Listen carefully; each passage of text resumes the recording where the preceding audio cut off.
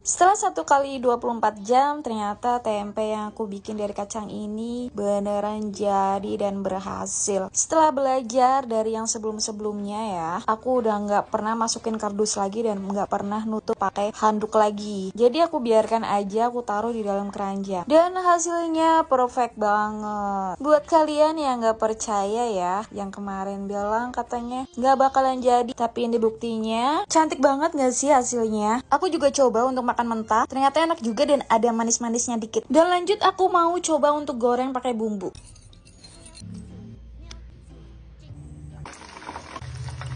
Kalau menurut aku ini 6 dari 10. Tetap enak tempe dari kedelai. Buat warga Malang